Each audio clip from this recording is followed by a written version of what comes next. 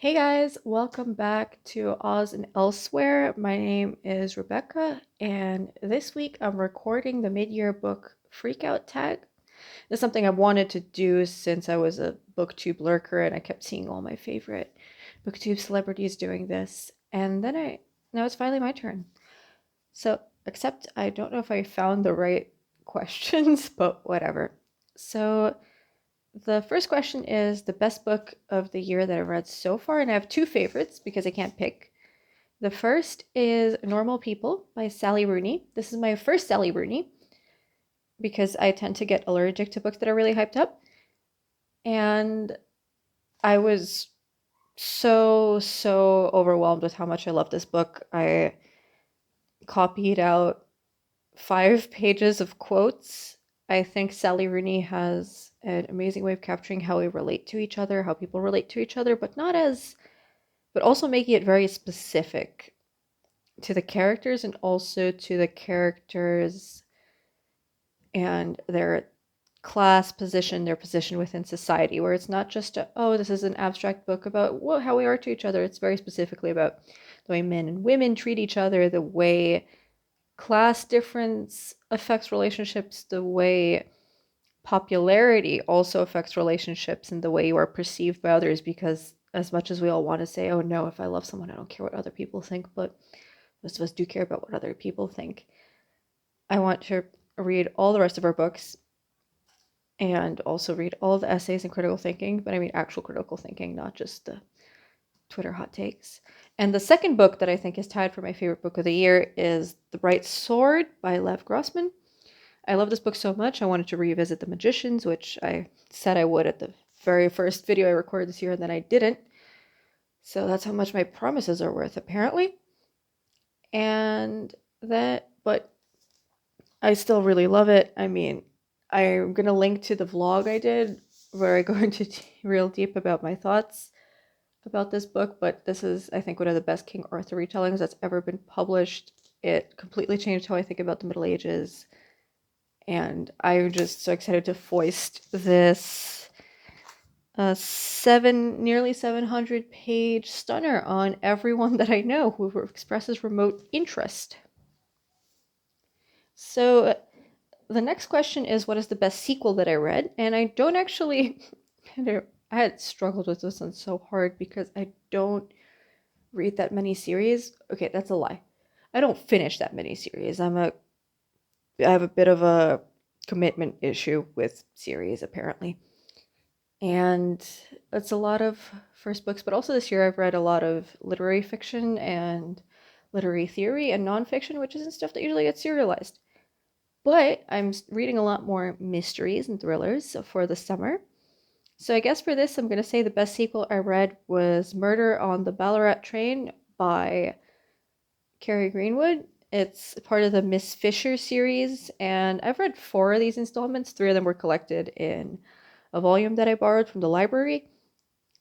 And I really liked this one. I thought it was fun. I'm sure I'll like other sequels better. This was just the only sequel I've read this year. A new release that I haven't read yet, but I really want to, is I Gave You Eyes and You Look Towards Darkness by Irene Soler. I hope that I'm pronouncing that right.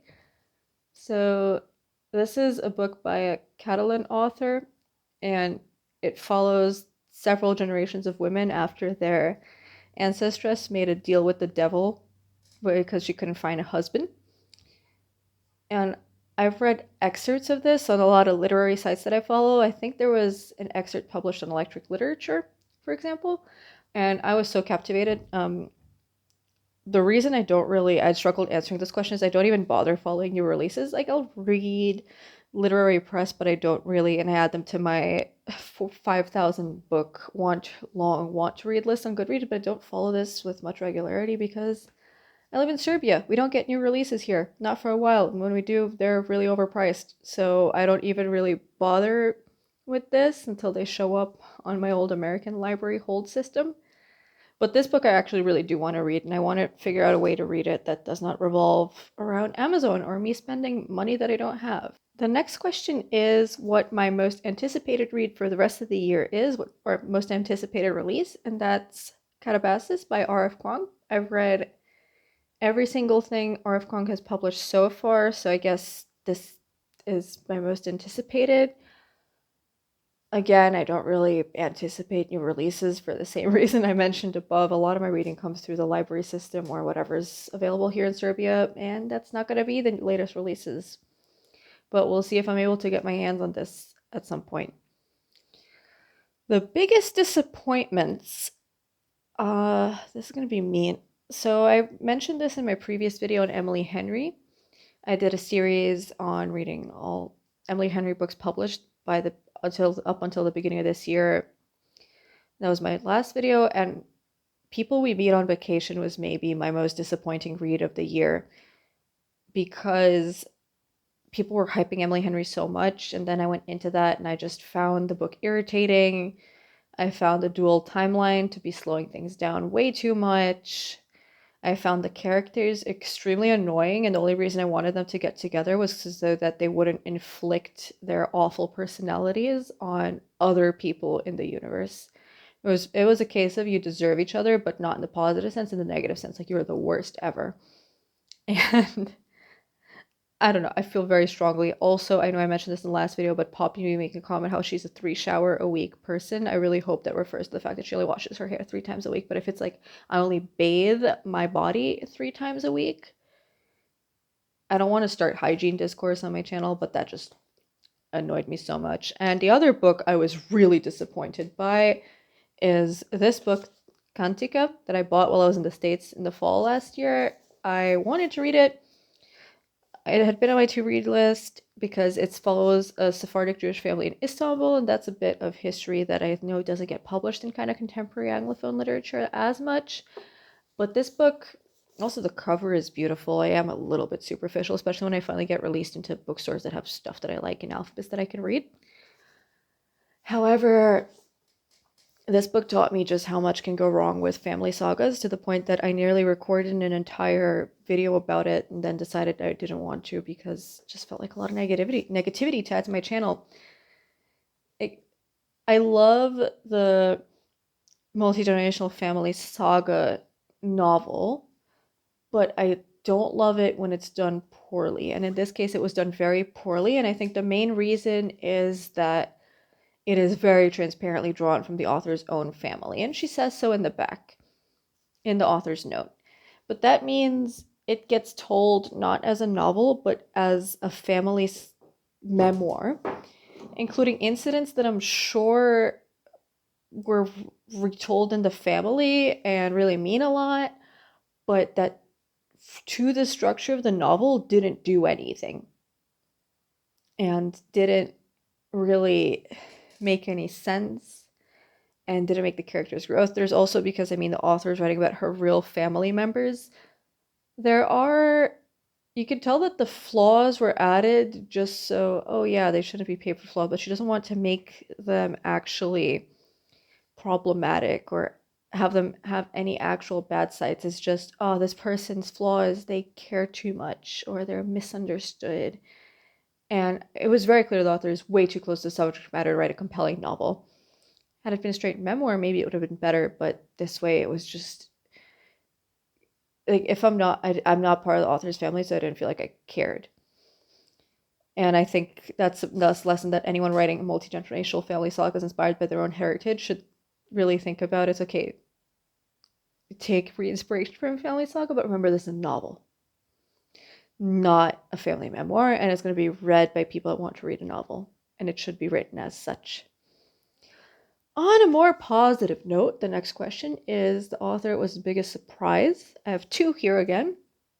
One is Max Porter, who wrote Grief is a Thing with Feathers. I read this because I subscribe to the newsletters for Dua Lipa's book club, but I only occasionally read them because I don't always have time. And this one was available as an ebook from my US library. And it was a quick read, but it was so brilliantly poetic and so beautiful. And I'm not someone that has experienced grief like this yet, even though I'm nearly 28. But it really, the weight of the emotions as well, the metaphor of the bird, it was so beautiful, and I recommend it to everyone. And the second one is Saad, is he Hossain? Again, I just was scrolling through my US library to find an ebook that I wanted to borrow, and I clicked on this randomly. I read the Gurkha and the Lord of Tuesday. It was beautiful speculative fiction, very funny, but also very intelligent in the way it talked about utopian societies. And I love the mix of sci-fi with these kind of ancient beliefs and traditions. The next question is a book that I read this year that made me cry. That's probably The Roundhouse by Louise Erdrich for me. I read this as part of coursework for my master's program that I'm doing, and The Roundhouse follows a young Indigenous boy after his mother gets raped by a white man, and the kind of difficulty his family has in bringing the perpetrator to justice, even though they know who he is, because of the awful way that tribal law and tribal jurisdiction is set up in the United States. And this kind of continuous system of oppression and I don't know if you could say apartheid, but I think it has elements of it that Indigenous Americans are kept in by the United States government. And I think what made me cry the most about this book is that Louise Erdrich is a very funny author. I mean, she's following kind of these boys, I think they're like 11, 12, and she writes them in a really funny way. Like, they're doing funny stuff, they're being ridiculous, they're cracking jokes, there's funny incidents, and then there's just the most heart-wrenching stuff happening in the background. Or the next scene is just absolute heart-wrenching depiction of his mother and the trauma that she goes through. And I think that just juxtaposition makes it so much more emotional. I really highly recommend Louise Erdrich. I'm trying to do a quest where I go through all of her work just because I've adored everything she's written that I've tried so far. A book that made me happy, and this is a little bit out of nowhere, but I'm doing a bit of a Royal Diaries reread challenge. I don't know who else remembers those, but those kind of golden books that followed princesses around the world that were popular when those of us kind of born in the late 90s were kids. And I'm going to do a series on those, videos on those later. So to prep, I reread the first one, which is the Royal Diaries, Elizabeth I. And I mean, it's not a very happy book, but just kind of that hit of childhood nostalgia did make me happy. The most beautiful book that I bought, Jesus Christ, that I wrote, I wish I wrote this, is The Marriage Portrait by Maggie O'Farrell. The one English language bookstore in my city unfortunately had to close, so I had to take advantage of their closing sales.